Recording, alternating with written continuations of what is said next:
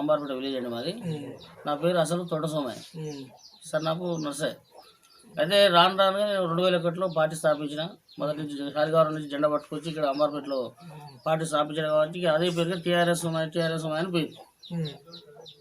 ఈరోజు కాదు 2001 ఏప్రిల్ 3వ తారీఖు జెండా పట్టిన శాలిగారం మండలం కూడా మేము జెండా పట్టుకొని తిరుగుతుంటే ఈ ఆలోచన అధికారంలో ఉన్న వాళ్ళు నవ్వురు. అలా జెండా పట్టుకుని నవ్వురు. ఏ తెలంగాణ వస్తుందని అట్లాంటిది కూడా వరంగల్ మీటింగ్, కరీంనగర్, హన్మకొండ నైట్ అండి ఉప్మా చేసుకుని నా భార్య ఉప్మా చేసి పెడితే ఈ మన పులిగోర ఇవన్నీ చేసుకొని ఇంట్లో ప్యాకెట్ చేసుకొని కూడా మీటింగ్లో జనాన్ని తీసుకొని పోయేటప్పుడు 25-30 మంది, లాస్ట్ 40 మంది కూడా తీసుకుపోయారు. అప్పుడు ఉద్యమంలో తెలంగాణ ఉద్యమంలో పాల్గొన్నారు, తెలంగాణ సాధించారు. 2014 ప్రతి అడుగు నేను కేసీఆర్ ఎక్కడ మీటింగ్ పెట్టినా కూడా ఆగలే. ఎక్కడికన్నా వెళ్ళాం. ఇక్కడ మెయిన్ బీఆర్ఎస్ పార్టీ మీ ఊర్లో బలంగా ఎంత బలంగా ముఖ్య కారణం ఏంటండి? ముఖ్య కారణం అంటే మేము తెలంగాణ సాధించడానికి మా మీద వచ్చారండి జనం. దానివల్ల ఇప్పటికి కూడా 40-50 మంది నా కార్యకర్తలు ముఖ్యులు ఉన్నారు. ఇప్పటికి కూడా ఉన్నారు. మండలంలో బీఆర్ఎస్ సోమయ్య అంటే ఎమ్మటి తక్కువ గుర్తుపడుతున్నారు అంటే ప్రతి ఊరు కూడా. మీకు మీ చుట్టుపక్కల ఉన్న ఊర్లు అన్ని మీకు సుపరిచితం అండి? చాలా అండి. గత ప్రభుత్వం మన దాకా మీ ప్రభుత్వం ఉండే, మీ ప్రభుత్వంలో ఏమేమి అభివృద్ధి పనులు చేసిరు? మా ప్రభుత్వం మంచిగా చేసిందండి. అభివృద్ధి పథకాలు కొన్ని, కళ్యాణ లక్ష్మి కానీ, రైతు బంధు కానీ, రైతు బీమా కానీ, మన షాదీ ముబారక్, ఇంకా చాలా ఉన్నాయండి పథకాలు. కొన్ని మీ ఊర్లో దళిత బంధు ఎంతమంది లబ్ధిదారులకు వచ్చింది? 11 మంది పాస్ అయినా కానీ బిల్లు రాలేదు. ఈ గొర్రెల స్కీమ్ కానీ గొర్రెల స్కీమ్ ఒక విడత వచ్చింది, రెండో విడత రాలేదు. డీడీలు అందరు కట్టారు, డీడీలు కట్టిన వాళ్ళకి రానుండే ప్రభుత్వం పోయింది. గత ఎమ్మెల్యే మీకు ఎట్లా అందుబాటులో ఉండేది సార్? మంచిగా కాదా కిషోర్ గారా? సరే, మాకు అందుబాటులో మంచిగా ఉండేదా? మీ గ్రామంలో ముఖ్యంగా ప్రధానంగా మీ పార్టీ అభివృద్ధి పనులు ఏంటి? మాకు సీసీ రోడ్లు పోసుకున్నాం. ఇక్కడ ఈ మన హెచ్డిపి లైన్ ఉండే మన ఊళ్ళో కూడా మెయిన్ రోడ్ మీద ఇళ్ళ మీద దాన్ని సైడ్ వేయించాడు ఎమ్మెల్యే గారు. తర్వాత మళ్ళీ లింక్ రోడ్లు ఒకటి అయిపోయాయండి. ఉట్కూరు, చిత్తలూరు, అంబార్పేట, ఉట్కూరు ఇట్లున్నాయి. అంటే సార్ గెలిస్తే చేస్తా అన్నాడు. ఈసారి గెలిస్తే హామీ ఇచ్చిపోయాడు మననే. దురదృష్టవశాత్తు అది కాలేదు. మన మా నాన్నగారు చనిపోతే కూడా వచ్చిపోయారు ఎమ్మెల్యే గారు. మొన్న కూడా వచ్చిపోయారు. ఇప్పుడు ఓడిపోయిన తర్వాత మీకు మీ గాదర్ కిషోర్ గారు మీకు అందుబాటులో ఉంటుర్రా? మీ గ్రామానికి మీకు కార్యకర్తలకు ఉంటున్నారండి. ప్రస్తుతం నడుస్తుంది. రోజు చెప్పలేదు. ప్రజెంట్ అయితే మంచిగా అందుబాటులో మొన్న కూడా చెప్తుంది లేటెస్ట్ వచ్చిపోయింది. ఇప్పుడు బీఆర్ఎస్ పార్టీ మీ గ్రామంలో అసలు మెయిన్ ప్రధానంగా చేసిన అభివృద్ధి ఏంటిది? మేము చేసిందండి అదే చెప్తాడు. హెచ్టీ పోటీ, సీసీ రోడ్లు, ఊర్లో మళ్ళీ ప్లస్ సీసీ రోడ్లు బాగా చేసినాడు. ఇక్కడ సీసీ రోడ్ అయితే నువ్వు ఎంత కంప్లీట్ చేశారు? మిషన్ పేరు కదా నీళ్ళు ప్రతి ఇంటికి అందుతున్నాయి. ప్రతి ఇంటికి నల్ల పెట్టారు, తేడా లేదు, పక్కా వస్తున్నాయా? నాకు కూడా వస్తున్నాయి. డబుల్ బెడ్రూమ్ ఇల్లు ఏమైనా వచ్చినాయి మీ గ్రామానికి? బెడ్రూమ్ ఇల్లు పెట్టాము. 2 లక్షల బెడ్రూమ్ అనే పథకం ప్రభుత్వం మీద అది కూడా అయిపోయింది. ఆ స్కీమ్ అండర్ గ్రౌండ్ డ్రైనేజ్ ఉన్నదండి. ఇక్కడ నుంచి పచ్చళ్ళకు మా ముందు నుంచి. అంటే సార్ మీరు 21 నుంచి బీఆర్ఎస్ పార్టీగా చేస్తూ ఉన్నారు కదా, మీరు ఒక ఉద్యమకారుడిగా ప్రభుత్వం గుర్తించి మీకు ఏదైనా వెసులుబాటు చేసిందంటే? నా పర్సనల్ గా ఏం చేయలేదు. ఏ పథకం కూడా ఎందుకు అంటే మిమ్మల్ని గుర్తించలేకపోయింది? ఈ పదవితోటే ఉంచింది ఎందుకు? నేను 2001లో అధ్యక్షుడండి పార్టీ పెట్టి. 2014 వరకు అధ్యక్షున్నా. ఒక వ్యక్తి వేరే వ్యక్తి పార్టీ పెరుగుతుందంటే నారవని వీరే అని ఆయన 3 పిల్లలు నేను ఏం చేయలేను నాకు వరుస బాగా మాట్లాడలే. మీరు అధ్యక్ష పదవి ఇస్తే నేను వస్తా అంటే ఆ పార్టీ వేరే కాదని అట్లా కూడా తీసుకొచ్చి పార్టీ పెంచింది. మళ్ళీ తర్వాత మొన్న కూడా లేటెస్ట్ మళ్ళీ అధ్యక్షుడు. ప్రస్తుతం కూడా అధ్యక్షుడే మళ్ళీ పార్టీ ఐక్యత ఉంటుంది అని మళ్ళీ నేనే వచ్చేయండి. మొన్న మెయిన్ ప్రధానంగా మీ ఇక్కడ మీ బీఆర్ఎస్ పార్టీ ఎమ్మెల్యే అభ్యర్థి ఓడిపోవడానికి కారణం ఏంటండి? ఓడిపోవడానికి కారణం అంటే కొంచెం ఇసుక పేరు పోయిందండి. ఇసుక దందా చేస్తున్నాను. దానివల్ల కొంత అనేది మైనస్ పడ్డదని మాకు కూడా అనిపించింది. జనానికి మొత్తం కూడా ఎరికారు. పబ్లిక్ మొత్తం కాన్స్టిట్యూషన్ మొత్తం అదొకటి పడి ఆ రిమార్క్ వల్ల కొంచెం ఓడిపోవడానికి కారణమైంది.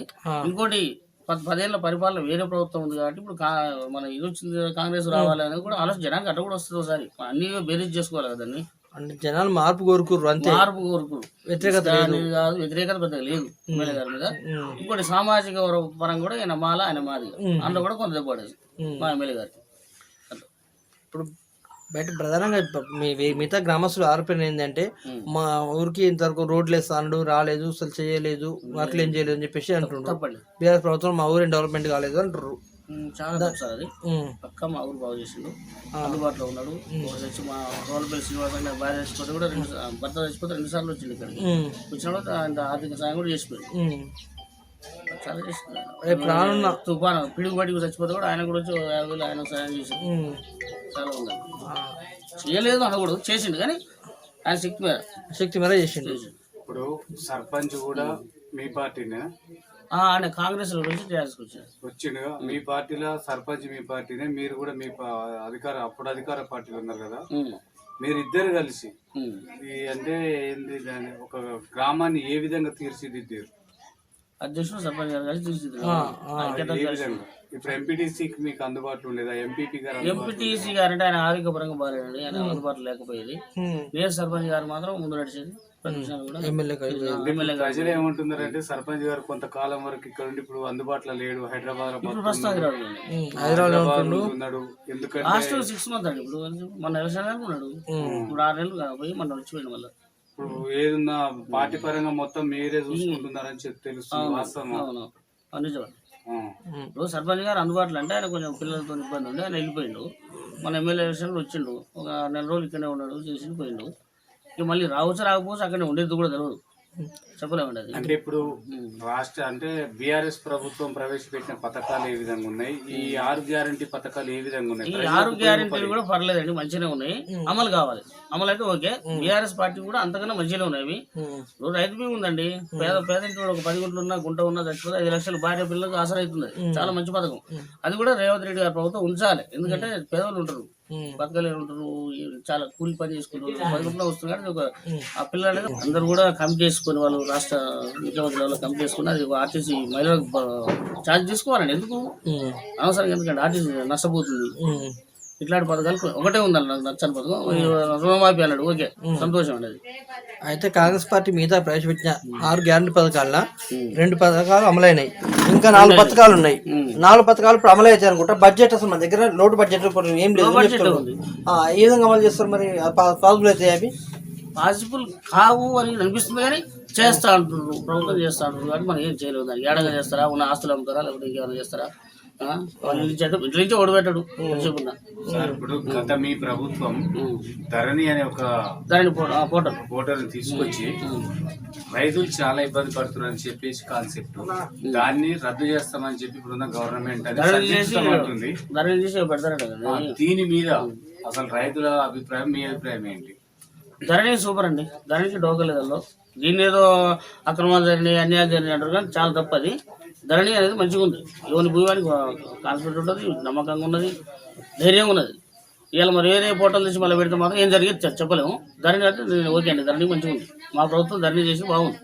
ధరణిలో అవకతవకలు చాలా లేవండి, అన్ని తోడుతా ఉంటారు కానీ ఏం వెళ్ళవాయి, తోడినా కూడా వెళ్ళవు. ఇప్పుడు ఈ గ్రామస్తులందరూ సర్పంచ్ గా అంటే మీరు ఎక్కువ కాలం ఉన్నారు కాబట్టి మిమ్మల్ని మీ వైపే మొగ్గు చూపుతున్నారు. మీరు ఏ విధంగా స్పందిస్తారు?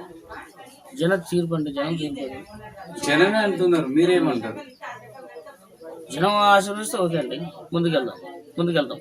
జనాలు ఆశీర్వదిస్తే సర్పంచ్ ముందుకెళ్తాం.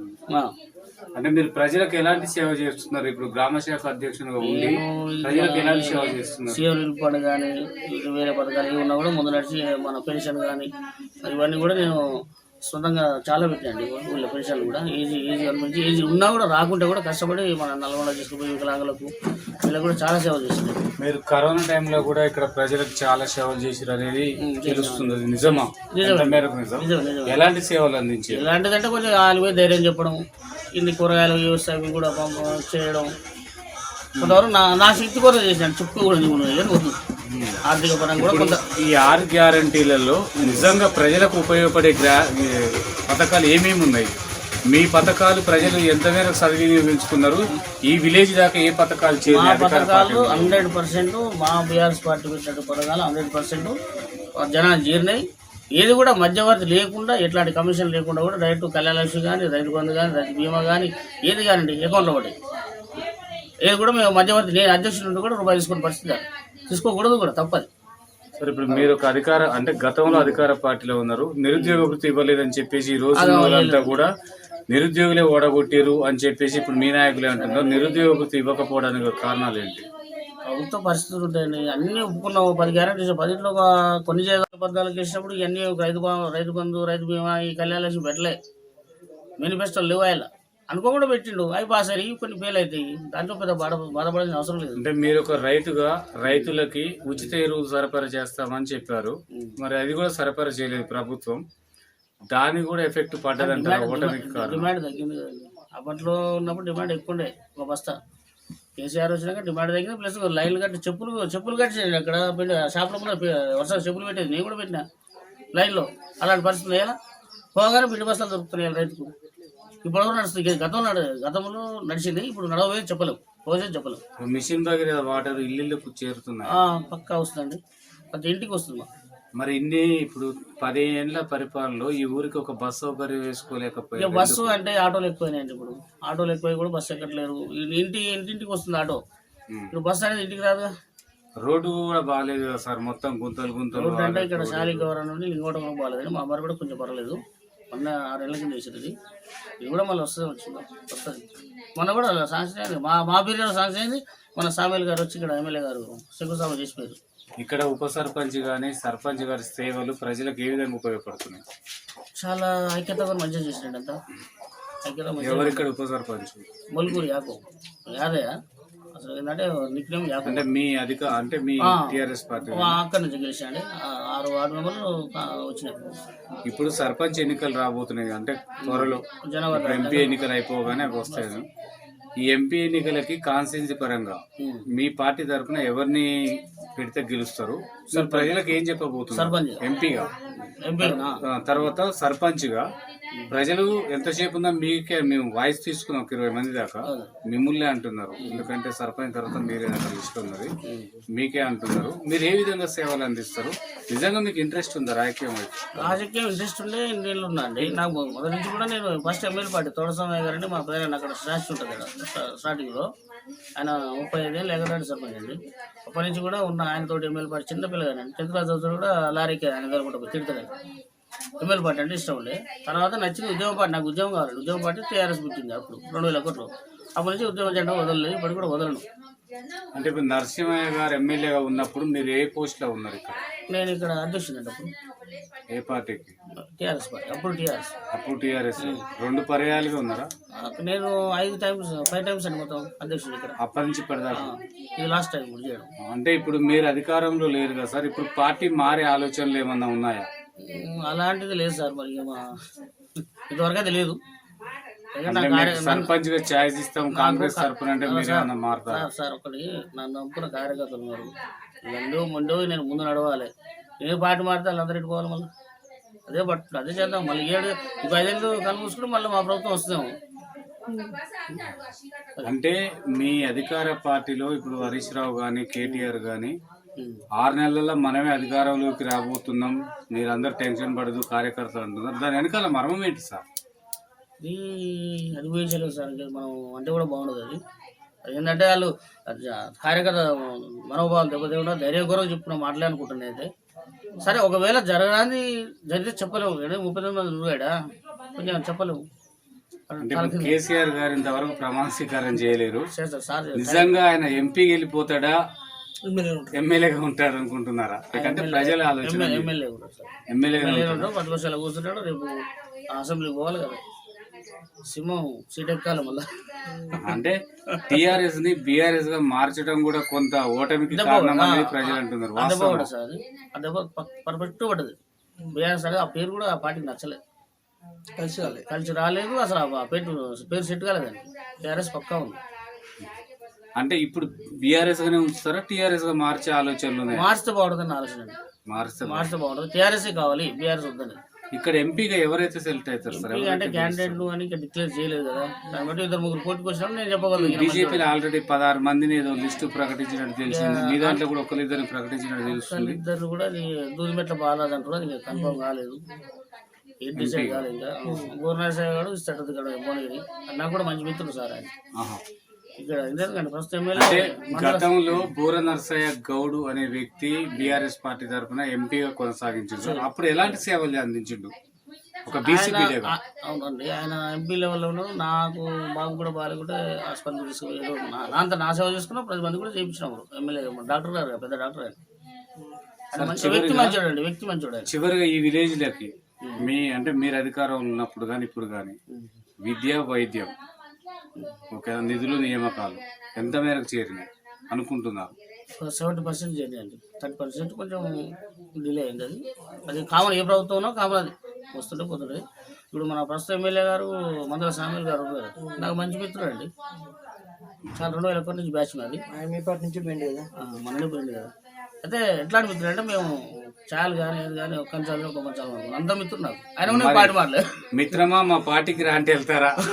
లేదండి, ఫోన్ కూడా చేయను ఆయన. వెళ్ళే ఆలోచనలు ఏముండవు. సరే, ఫైనల్ గా ప్రజలకు ఏం చెప్పదలుచుకున్నారు సార్? మీ విలేజ్ కానీ కాన్స్టిట్యున్సీ కానీ ఎంపీ ప్రజలకు ఎవరికి పార్టీ గురించి కానీ ఇక్కడ ఏ పార్టీ గురించి ప్రజలకు చెప్పేది ఒకటే అండి. నేను నీట్గా నిజాయితీగా ఉన్నోనికి, రేపు భవిష్యత్తు ఉన్నోనికి, రేపు గ్రామ సర్పంచ్ కూడా ఈ ఆర్థిక పరంగా అంటే పెట్టాలంటే ఇబ్బందులు ఉంటాయండి ఎవరికైనా. సార్ నాకు పరిస్థితి బాగాలేదు, మన మామగారు చనిపోయారు, నాన్నగారు చనిపోయారు, కొన్ని ఉన్నాయి. జనం కోరుకొని ఎట్లా డబ్బు కాశపడకుండా ముందుకు నడవంటే నేను ముందుకు నడిచే పరిస్థితిలో ఉండండి. అది ఎందుకంటే నా మనస్ఫూర్తిగా పోతాను. నేను రూపాయి తీసుకోను, రూపాయి ఇయ్యను. అలా అంటే జనం 10 మంది నా కార్యకర్తలు 50 మంది వాళ్ళు వచ్చి కూడా చేద్దాం సోమన్న అంటే ఓకే అక్కడ చేస్తా, ముందుకు పోతే నేను వాళ్ళు ఏ పని చేసినా కూడా రూపాయి తీసుకోకుండా ఫ్రీగా వాళ్ళకు మంచి సేవ చేస్తాను. నేను సిద్ధంగా ఉన్నా, ఏ టైంలో కానీ ఏ రాత్రి కానీ.